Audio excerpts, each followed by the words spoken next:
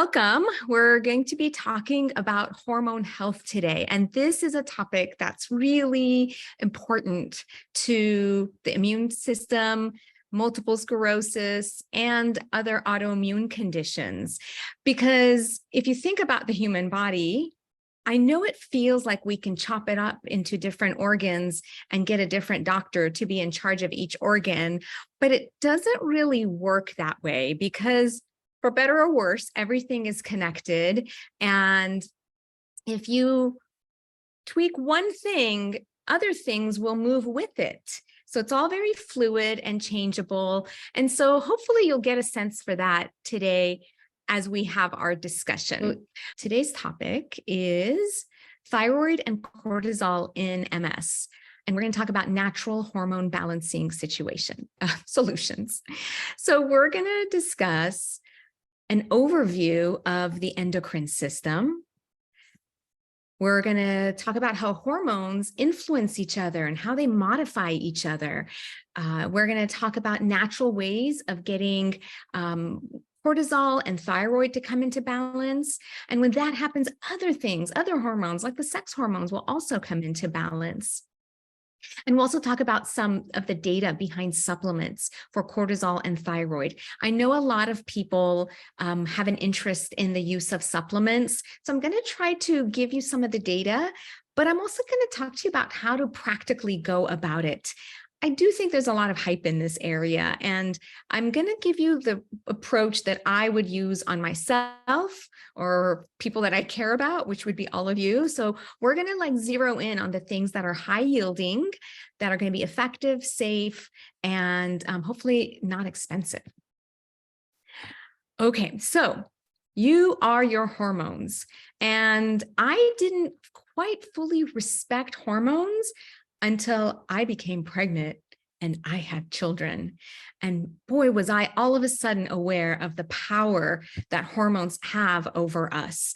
Because one day I would wake up and I loved my husband. And one day I would wake up, I couldn't stand to be near him. I just couldn't explain why this was happening. I was happy, I was sad, I was crying. I just wasn't myself, but those feelings felt real. But that's just fluctuating hormone levels, right? And it really tricks you into thinking that that's really you. But in the end, it's really all the hormones and all the things, ticking away in the background. So hormones control our metabolism and how we utilize our energy. Big role in mood, anxiety, depression, growth and development, right? From fetal life into early childhood, adolescence and beyond. Sexual function. Without our hormones, how would our bodies know when to ovulate? And also all of the things that need to happen during sexual activity. Sleep cycles are controlled by hormones. Pregnancy, whether or not you're hungry, blood sugar regulation, salt regulation, these are just a few of the things that hormones control. So I think it really is true that hormones really kind of color your world and sort of help you kind of navigate your day-to-day based on what are the stresses and how you need to respond. So here's just a simple picture of the hormone or endocrine system. So up here you have the hypothalamus and the pituitary, and this is really a really important command center that sort of tells the rest of the body when to secrete certain hormones. So you've got your thyroid in the lower neck, the pancreas right here that looks like a tongue. It sort of sits behind your stomach, involved in digestive enzymes, but also insulin. The hormone there is insulin. These tiny little things on top of your kidneys are your adrenal glands. This is not an organ that we talk a lot about, even though we talk about cortisol a lot, but it's good to know that adrenal glands is where cortisol comes from, along with many other hormones that are involved in salt regulation and the stress response. And then I always thought it was really interesting that testes and ovaries are really the same structure. In women, they stay up in the pelvis, and in boys, they descend down and become testes or testicles. So they really kind of perform a very similar function, but because of our genetics, there are some differences. And I wanted to show you this picture of the spider web because this is how I think of hormones. It may feel like your thyroid hormone kind of works by itself in isolation when you go and see your endocrinologist or whoever the doctor is that might be managing your thyroid, because all they're really asking you about is thyroid related issues. They're not trying to talk to you about cortisol or sex hormones. So in Western medicine, we address thyroid as if it works in isolation. But if you really step back, the hormones all are one system. They modify each other. They inhibit each other. They can activate each other. One hormone can turn off the receptors of another hormone. So it's this big messy soup. And imagine if you took this beautiful spider web, even though I don't like spiders, I do love spider webs. If you take a piece of this hormone web and you pull it, you can imagine that the whole web will move in that direction. So I think of hormones in that same way. When one hormone moves out of balance, because it's actually trying to respond to some kind of a stressor in your environment, it will pull other hormones out of balance with it.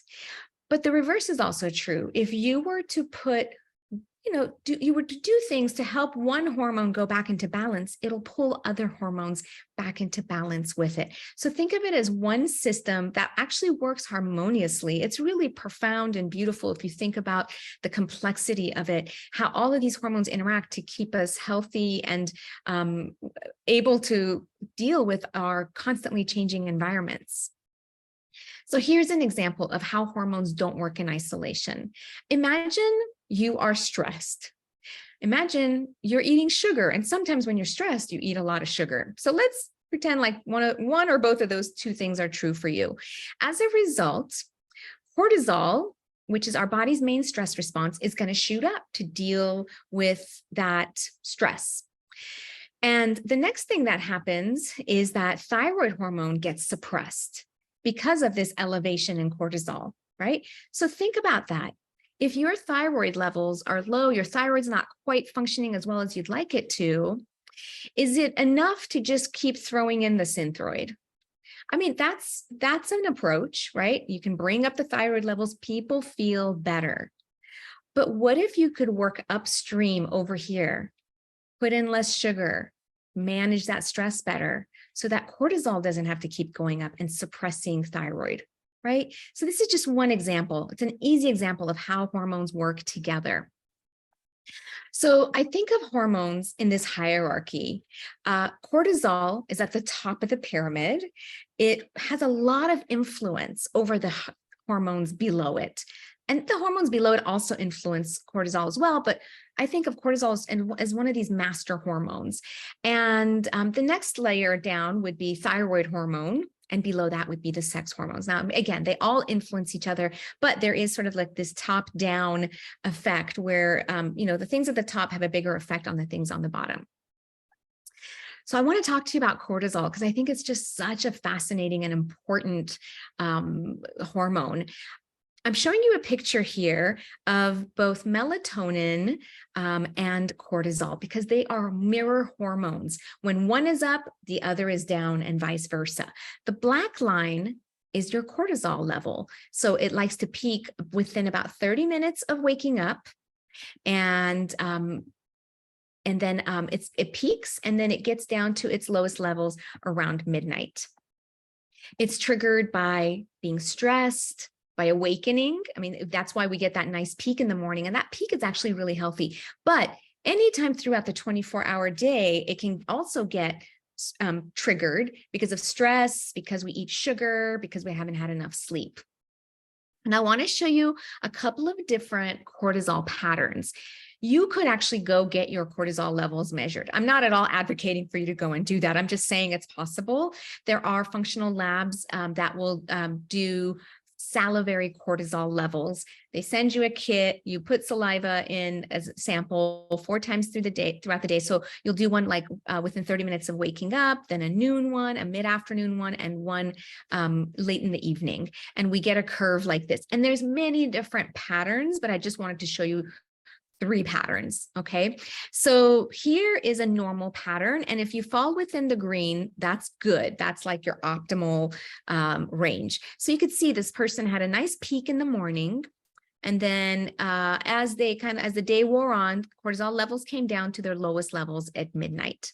And by the way, this first peak in the morning is called the cortisol awakening response, or we call it CAR, C-A-R. Super important. It's actually becoming more and more known as a marker of health, where people who are healthy tend to have a really nice spike. It's not too high and it's not too low, but it's a nice robust peak. And then as the day wears on, this decreases. Now, there can be a scenario where you check a patient's cortisol levels and you get elevations at any of the 4 times throughout the day.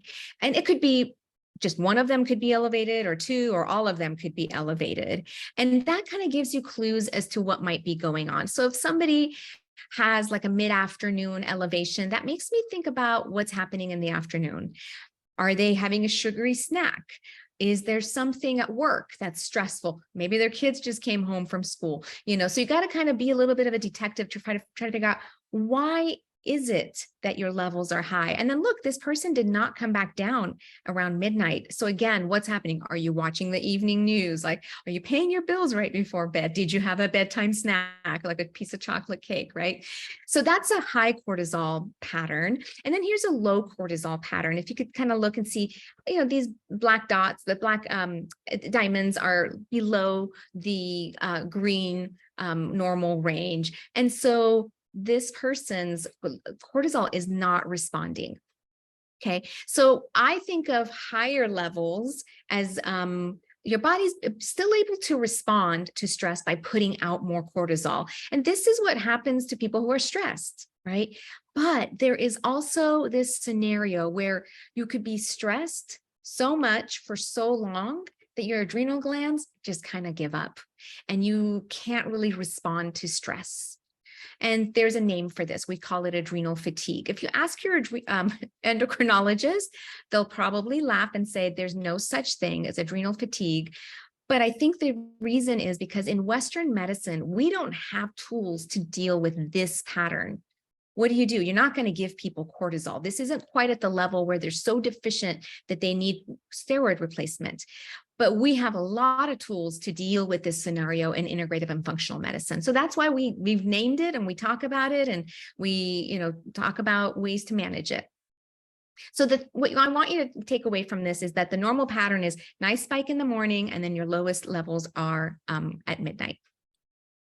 So there's this interesting paper I found where the cortisol levels were measured in people with multiple sclerosis, and there isn't one pattern for cortisol among people with MS.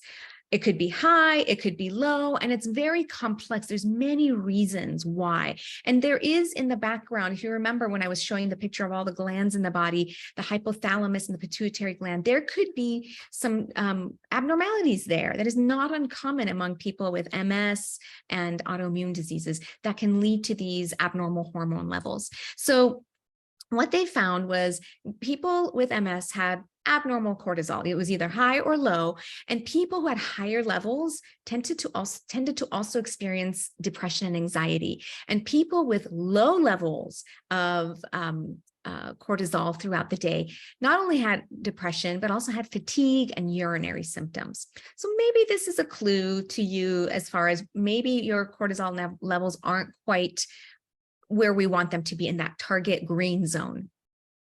And the other finding from this paper was that higher cortisol levels actually were associated with more severe and progressive disease with MS.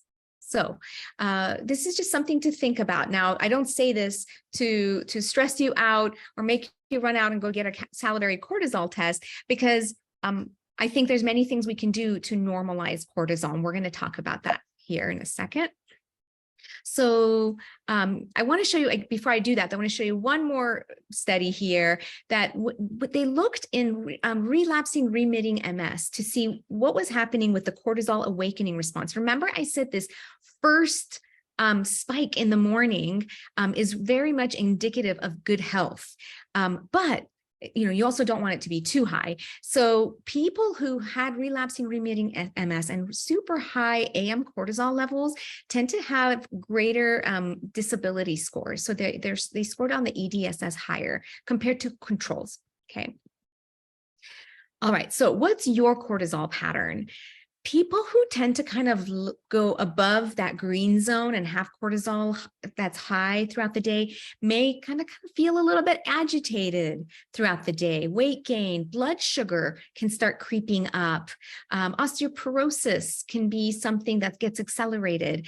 And also craving sweets, are always looking for your next hit of sugar, trouble falling asleep at the beginning of the night. Oftentimes these people are very stressed and their cortisol levels are running high throughout the day. Here are some symptoms of what low cortisol may look like.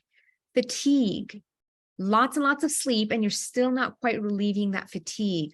Chronic pain, fibromyalgia, craving salty foods. These people are very delicate in that they can't really tolerate small stresses.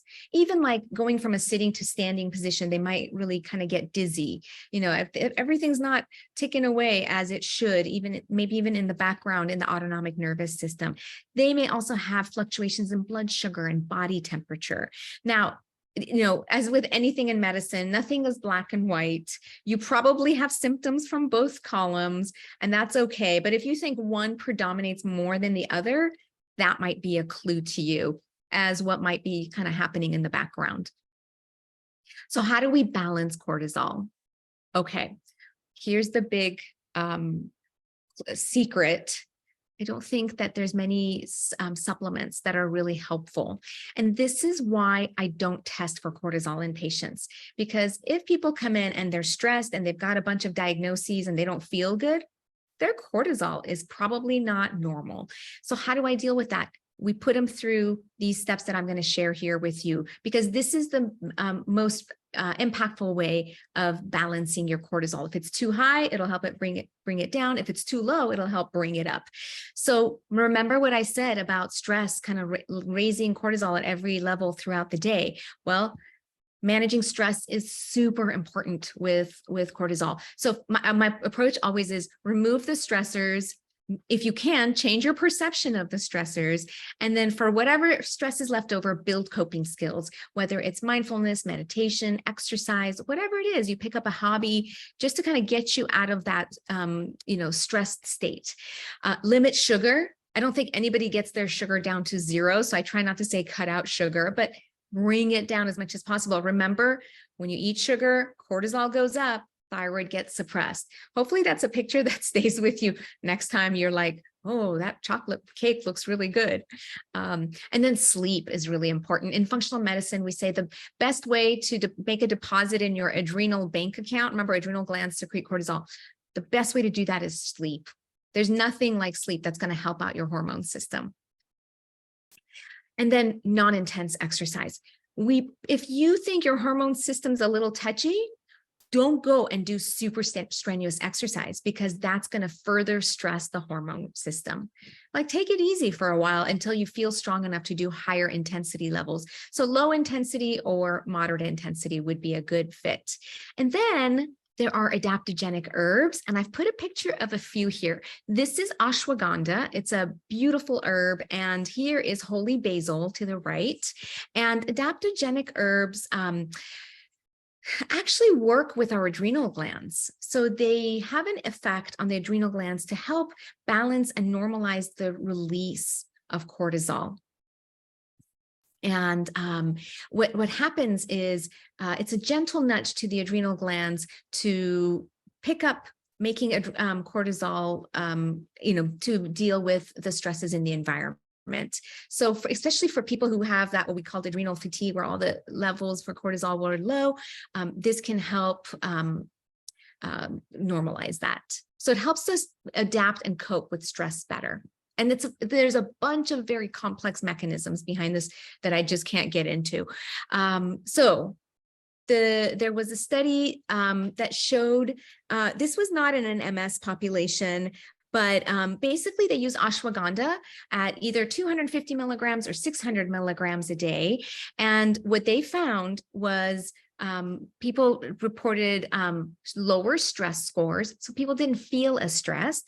Their measured cortisol levels were lower, and sleep was improved. Okay. Now, ashwagandha as an adaptogenic herb can help you if you have too much cortisol. Just, helps bring things down, but it can also help when cortisol levels are low. So this is the beauty and wisdom of plants. They work very physiologically with our bodies. They don't have the same effect of drugs where they either move things up or down. They just sort of fine tune things. And as far as supplements, if you wanted to make sure that you were doing what you could for cortisol, first of all, making sure that you first have a good diet, but also if you think there's some holes in your diet, taking a good multivitamin, multimineral. The B vitamins are really important, really for everything, whether it's energy production, hormones, mood, immune function. So maybe a B complex could be helpful, although I generally don't push these on patients a lot. I feel like, again, if you can be on a whole foods, plant-based diet, you'll get the vitamins and minerals that you need. And then there's some data that stress, and especially like type A people who experience a lot of stress, that lowers magnesium levels, but magnesium can also lower cortisol. So for people who especially have trouble falling asleep at night, magnesium is used to help calm things down, lower the cortisol to help you get better sleep. And then there's another supplement called phosphatidylserine that's used very much like magnesium. These are for people who get kind of amped up at night. This is very calming, and it can also, there's reports that it can lower cortisol. The only reports I found are, where they've given either IV or oral phosphatidylserine to people who exercised. It wasn't like people going about in their day-to-day. So, there's not a lot of data here. I don't use it in my practice, but it is something that a lot of practitioners do use. But I think magnesium can be pretty helpful, especially when people have trouble falling asleep at the beginning of the night. Okay, let's talk about thyroid, which is the master of your metabolism. It is constantly trying to figure out how to respond to whatever you've gotten yourself into. So if you're in a stressed state or a relaxed state, your thyroid's going to, keep up with you. It's going to fine tune your metabolism. It's super important for growth, especially in children, for energy and mood. And if any of you are hypothyroid, so you have an underfunctioning thyroid, you know that when your thyroid's off, you don't feel good. And I have had patients who were, they've had a total thyroidectomy, and it's been really hard getting the thyroid replacement right so that they can feel like they can function. So it's actually really awful when people, don't have their thyroid meds quite, dialed in right. There's also data that thyroid plays a role in remyelination, and it can actually protect the central nervous system. So it's really important to get thyroid right in MS. This is a gland that's really sensitive to the environment because it's constantly trying to figure out what's going on and how to respond. But that also means that it can easily get damaged. And so, it's susceptible to autoimmunity. It's susceptible to damage from toxins in the environment. So one of the things we're going to kind of wrap up with today is how do we minimize damage to the thyroid gland? Okay, and of course, as far as autoimmune conditions, Hashimoto's is one of the most common autoimmune conditions worldwide. Antibodies can develop against the thyroid gland, and over time, thyroid function can decline. We don't generally check these thyroids in patients in conventional medicine. However, I do check them in my autoimmune patients, because if you've got one autoimmune disease, that means you're good at getting other autoimmune diseases. And in Western medicine, we don't pay too much attention to this because, well, if somebody has antibodies floating around, but their thyroid function looks normal, what do we tell that person? Come back and we'll talk about it when your TSH has gone up and you feel bad, right? But in integrative and functional medicine, we go, oh, okay, maybe this is a clue that your thyroid's going to decline, in the next 5 to 10 years. So let's work on supporting the thyroid. Also, Graves' disease is another autoimmune condition. It's a hyperthyroid condition. By the way, if anyone here has Graves' disease, please don't take ashwagandha because it can actually raise your thyroid levels some more. So just want to make sure everybody's being safe. Okay, so let's talk about what suppresses the thyroid. Trauma could be emotional or physical trauma, like a car accident. Infections. People oftentimes will have a viral infection and then they can come up with a thyroiditis afterwards. Radiation, medications, this is why we used to shield everybody when we would do x-rays, because we didn't want to give extra radiation to the thyroid. We don't follow that practice anymore. But there are medications that can damage the thyroid, toxins in the environment, as I mentioned, lots of stuff floating around in the environment that are man-made compounds can get in and damage the thyroid. And then autoimmune diseases, if you have a propensity towards building antibodies towards your own tissues, it's possible that you have a higher risk. That study I showed you showed that people with MS have a higher risk of autoimmune thyroid diseases. Okay. All right. And what do we do to support the thyroid? I always like talking about the things we can do because sometimes it feels like doom and gloom, but there are real strategies that actually work. I have had patients who are dead set on protecting their thyroid. We know they have antibodies. We've measured them. And then they go, what do I need to do? And then we do it. And then I see their antibody levels fall. So it's really wonderful to see that shift because I think it shows us that our bodies are dynamic. And if we create the right conditions, we can move things in the right direction. So as we talked about with cortisol, stress is bad for the thyroid. So managing stress is important.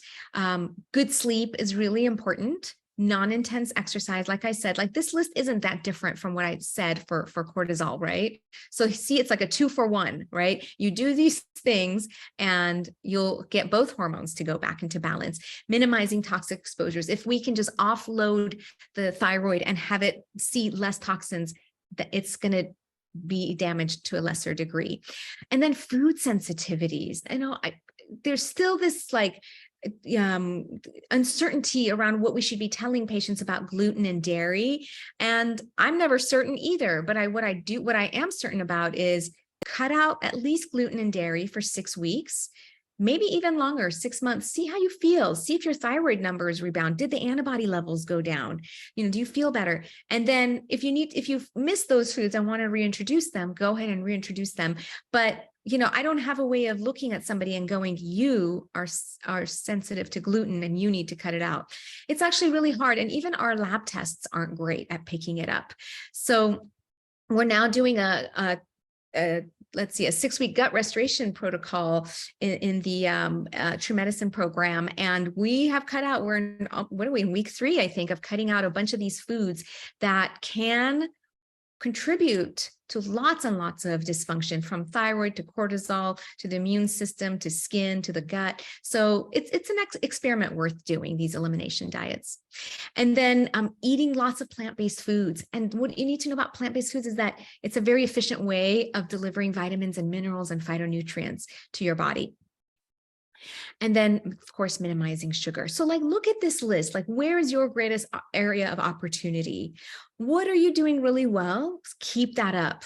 What can you improve upon, right? And, managing stress. Well, that's not something you can do in a day, but it's something you can plan for. And over the course of many weeks to months to a year, you can actually make tremendous progress. Okay, and then as far as supporting thyroid, there are nutrients that the thyroid needs. So like vitamins A, the B vitamins, and then vitamin D. And there's a study that I pulled here that showed that people with low B12 and low vitamin D levels correlate with having higher rates of thyroid antibodies. Now, that doesn't mean that the low B12 and low vitamin D cause the thyroid antibodies, but these things tend to occur together. So my approach as an integrative functional medicine doctor is that if you come in and I know you have an autoimmune disease, I will check your thyroid antibodies, and let's say yours are positive. I don't tell you to go and come back, in 2 years or 5 years. So let's check your thyroid. I go, okay, let's make sure you have enough B12. What's your vitamin D level? How's your zinc, iodine, and selenium, right? So iodine is actually a really important nutrient that is low in people who are vegan, for example, right? Because if you're not eating fish, the other sources are seaweed, iodized salt. Thyroid needs iodine, and you don't want to give it too much iodine or too little iodine. You got to kind of just eat it, get it throughout your diet. So you might need to supplement if you're a vegan. And then selenium is also important. And by the way, selenium is found freely in Brazil nuts. 2 to 3 Brazil nuts get you your day's worth of selenium. So I always make sure that these nutrients are coming in. And then I always check people's iron levels just to make sure that they're not low, because I find a lot of my patients with fatigue may have normal thyroid levels. They're not anemic, but their iron levels are low. So I have them get a transferrin saturation checked and a ferritin. These are called iron studies. So, if you have thyroid issues, you can ask your doctor if they'll check your iron studies. And I like both of these numbers over 30. People feel kind of crummy when their levels are lower than 30. But, the thyroid, in order for it to tick away, it needs these nutrients. Now, I'd love for you to get them through food, right? Getting a broad diet. So all of these things are coming in through natural, unprocessed foods. But there are also combination supplements that you can get where it's for thyroid support, and it's got a little bit of all of these nutrients. And that, I think, can also help to make sure you're getting what you need. I wouldn't start taking iron unless you have a deficiency, unless these numbers are low. Okay. Iron is not fun to take. I always feel like it's like licking a pole or something. It just tastes terrible. And then remember, we talked about adaptogenic herbs like ashwagandha. But again, these adaptogenic herbs can be really helpful to sort of harmonize your hormones and your thyroid gland. So this study showed that 8 weeks of ashwagandha at 300 milligrams twice a day, this is a low dose, was able to lower the TSH level. Now, remember, when your thyroid is under functioning, TSH goes higher. So a high TSH means you have an underactive thyroid. So what ashwagandha did is it lowered the TSH and it raised the downstream thyroid hormones, T3 and T4, compared to controls. Okay, so this is a reasonable herb to use. What I like about ashwagandha in comparison to the other adaptogens in the family, like rhodiola, holy basil, licorice, is that ashwagandha kind of helps with all levels of cortisol problems. And again, don't use it if you're hyperthyroid. And sometimes when you get these combination products, they have a little bit of ashwagandha or something similar in them. Okay, and then let's see, best diet for balancing your hormones. I don't have a secret diet. It's the diet that I'm always talking about. So it's a whole foods, plant-based diet. And I think if you just look at this picture here, isn't it beautiful? Like, don't your senses sort of wake up with all the colors and the variety there? So if you can eat mostly plants that are, and then choosing foods that are mostly unprocessed, that's great. You're not going to get your unprocessed foods down to 0. I have things in my house that come from a can because I just haven't found a good replacement. But I'm going to still keep looking, like tomato paste. Like if anybody knows what to do for tomato paste, I'd love to know. But unprocessed is important because when you look at a label and there's ingredients that are not natural, like artificial flavors, colors, preservatives, natural flavors, these are molecules that our bodies weren't meant to come into contact with. So your body has to deal with these foreign molecules.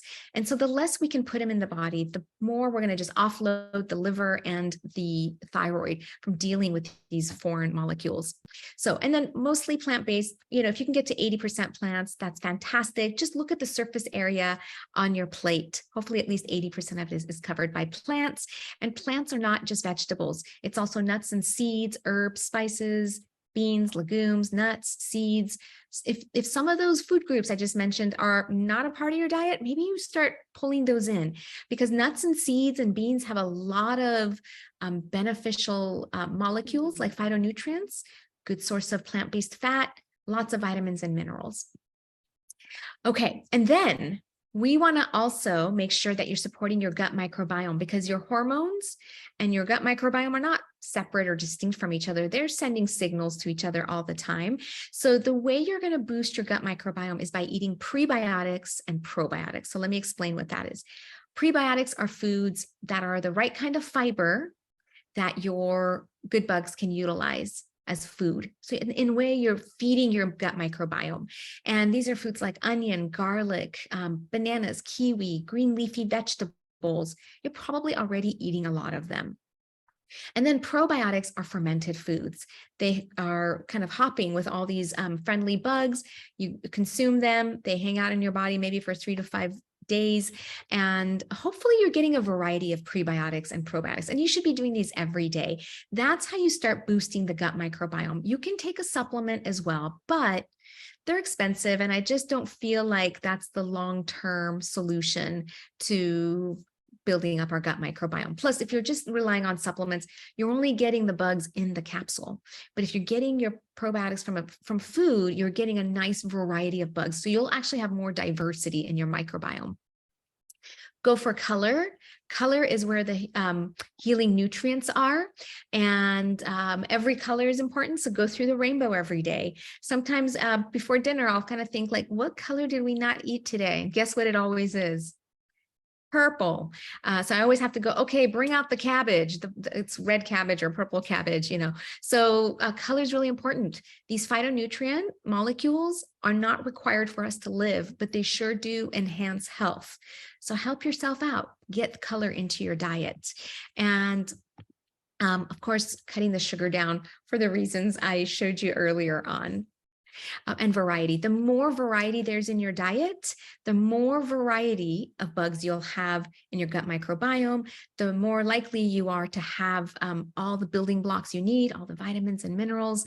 And we're doing a fun challenge this week with our gut group. We're doing a 50 ingredient challenge. You know, we're writing down all this individual unique ingredients we're eating in 7 days. And hopefully we hit 50. Some people say you should hit 150, but I'm pretty happy if people start with 50. So that's kind of something fun you can also do yourself. Managing stress, as I mentioned earlier, remove the stressors you can remove. If it's a friend or a family member or a job, like think about what is the long-term plan here. Continuing to engage with things that are stressful isn't helping you. In fact, it's undoing all the good you're doing in nutrition and sleep and all the other areas. I think it's really important to simplify your life. We're actually doing a decluttering challenge this month in May. If anybody's interested, it's going on. Just sign up on our email list. We'll send you all the videos that we do on Instagram. I'm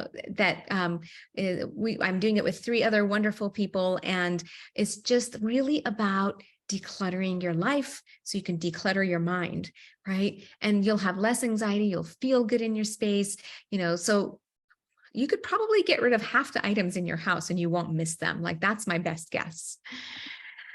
And then changing your perception of stress. Sometimes, you know, a crying baby could be so stressful, but what if you reframed that and think of it as like, oh, this child's just trying to let me know of their needs. So our perception of stress actually matters a lot. There's a lot of work from Dr. McGonigal here at Stanford, where she talks about, you know, your perception of stress matters. And if you perceive a stress to be harmful, it'll actually have a greater impact on you physiologically. But if you are experiencing a stress that you view as positive, right? Like maybe you're playing a game that's really stressful, or you're on a roller coaster or something like that. Those things actually enliven you and have a very different effect on your physiology. Find coping skills. Like I said, you know, a hobby, praying, walking, exercising, breathing. There's so many things that we can do that are free, actually. And there are apps out there. There's so much on YouTube that we can use, because we all can build resilience. And thank goodness they're teaching this to our kids now. There's a lot of social emotional learning that's happening in elementary schools, and it's just a really important skill. So practice these relaxation skills every day. You deserve it. If you are living with a chronic condition like multiple sclerosis, you deserve a block of time where you just sit and be and connect with yourself on a deeper level and just kind of let the outside world go, even if it's just for 5 minutes a day. I often just recommend people start with 1 minute a day. What if you just sat up in the morning and just breathed intentionally for 1 minute? And that's all you're allowed to do for 2 weeks. You can't do more than a minute. And then once you get comfortable with that, go to 2 minutes, go to 3 minutes, and increase it as you wish. And then exercise, I just want to make sure you're not doing really intense exercise to further stress the hormone system, but aim for low to moderate intensity. So moderate intensity is where, this is how you can gauge if it's moderate intensity. You can carry a conversation, but you can't sing a song. Okay. So imagine if you're walking, how fast are you walking? Could you carry a conversation or not? That's moderate intensity. High intensity is you can't talk or sing. You're just working so hard that you can't carry a conversation, right? And then I think it's really important to move our bodies every day rather than 3 times a week, because our bodies are actually made to move. Some of us who struggle with fatigue have to really be creative about how we move. But studies show that if you have fatigue and you continue staying active, your overall level of fatigue is actually lower. So you'll just be stronger and you'll experience less fatigue. So maybe it's something really easy like resistance bands that are really cheap, $10, $15. Maybe you do really light weights. Some people like these pedaling machines where it's like riding a bike, but you could sit on your couch and do it, or they even have it for the arms. If you don't have good motion and movement of your arms and legs, maybe somebody can actually help you and passively move your arms and legs for you. So there's many ways to keep the body moving. And when I say exercise every day, I don't mean that you have to go out and do something moderately intense every day. I like to exercise, a higher intensity 2-3 times a week. And in between, I'm doing yoga, I'm doing weights, like something. And sometimes the yoga is just 5 minutes before bed, right? Just keep your body moving and be intentional about bringing exercise into your life. And the most important thing is just schedule that exercise in. If it's not already happening, if you schedule it and honor it, just like you showed up to this meeting today, it'll go a long way, right? It's important. It might actually be the most important thing on your schedule, on your calendar. And then sleep is really important, because remember, it's the best way to make a deposit in your adrenal bank account, and good sleep helps the thyroid. So a couple of things I want you to do. Your bedtime routine starts the moment you wake up. So hopefully you're getting morning light early in the morning, not late morning, but go early in the morning, because that is a clue from the environment deep into your circadian rhythms that daytime is here. Okay. And so you want to make sure that your circadian rhythms receive that message, and then exercise throughout the day, because exercise is probably the best regulator of nighttime sleep. So if you want deeper, higher quality sleep, you've got to exercise. And then make sure you have a wind down routine 1 or 2 hours before bed. Put away your screens, do all your screen time early. When I wake up in the morning, I go, what is it that's going to keep me up tonight? Let me, that I'm going to stay up, that I have to finish. And, it may cut into my bedtime. Let me do that thing now, so that it's out of the way. It's kind of a hard thing to get used to, because I often want to make that thing the last thing I do, but do the must-dos early in the day, and then you fill in the rest of your day with the things that can or don't have to get done. So if you can make a bedtime routine where you're doing something relaxing, like you deserve it, take a shower, go look at the stars, read a book on paper, stay away from screens. We know that looking at screens for prolonged periods of time at night stops production of melatonin in the brain. And melatonin is what orchestrates the onset of sleep. So just pay attention on the days that you look at a screen for a prolonged period of time, at least 15 minutes or more before bedtime. Do you have trouble falling asleep? So you can do that experiment, see how screens impact you versus when you haven't looked at a screen. Maintain the same schedule, whether it's a weekend or a weekday. Okay. Hopefully, well, maybe you are all going out to raves on the weekends, but I'm guessing not. So it should be easier to maintain the same schedule. I find actually that I wake up earlier than on weekdays. I think it has something to do with there's no pressure to get up and do something. So like, I don't want to stay in bed longer. So it's nice to just wake up early and enjoy the morning. And then make sure you have a bedroom that actually promotes sleep. So it's dark, it's quiet, and it's cool. A lot of studies show that the optimal bedroom temperature to promote sleep is 60 to 64 degrees. So don't set your thermostat to 68. It's too high. And as we kind of get up into perimenopause, I know I'm certainly starting to experience it, like waking up in the middle of the night going like, it's too hot, right? So I just turn off that thermostat and I tell everybody else, put on a sweater, mommy's getting hot. So, so just think about how you can troubleshoot and to try to minimize that middle of the night awakening. And then if we can aim for 8 hours of sleep a night, we'll just feel better. I know this might sound far off for some of us who are getting 5 or 6, but maybe start inching on, adding on 30 minutes. And then when that feels comfortable, add on another 30 minutes. And if you can be asleep by 10 o'clock, then you can really take advantage of the circadian rhythms in your body syncing up with the natural environment. Your brain knows when it's nighttime if you're not sitting under lights and screens. So if you can be in darkness, then melatonin can start flowing and orchestrating the onset of sleep, and things will just work better and you'll get higher quality sleep. Okay. This is the one that maybe we don't talk about a lot or at all with our regular doctors, but there are many toxins floating around in our environment because we just live in a modern world. And let me tell you about some of the high yielding ways you can minimize your exposure. Invest in a HEPA air filter and a reverse osmosis water filter. Because we are in contact with air and water all day long, right? Because of the foods, how we eat food and what we're drinking. So if we can remove contaminants from air and water, that actually goes a long way to offload the body. We're putting less toxins in. Choose organic as much as possible. There are some really great resources like the Environmental Working Group has their Clean 15 and Dirty Dozen to help you prioritize what things to always buy organic and what things don't have to be organic. And depending on where we all live, some of us have access to these foods and some of us don't. For those of us in California, we're so lucky that we have access. But, I also don't want you to, get so stressed about finding organic food if it doesn't exist in your area. Just try to move towards more plants because they carry less toxins compared to animal products, and then do the best that you can. Don't wear shoes in the house because it's the perfect way to bring Roundup and herbicides and pesticides right into your home, and you can't really wash them out of your house.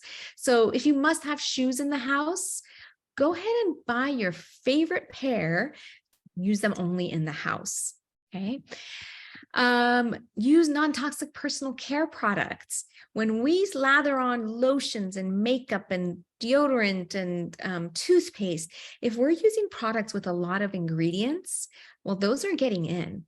Just by putting them in your mouth or on your body, many of these can leach into your body. And again, you're adding to that toxic load in your body. Same thing for cleaning products.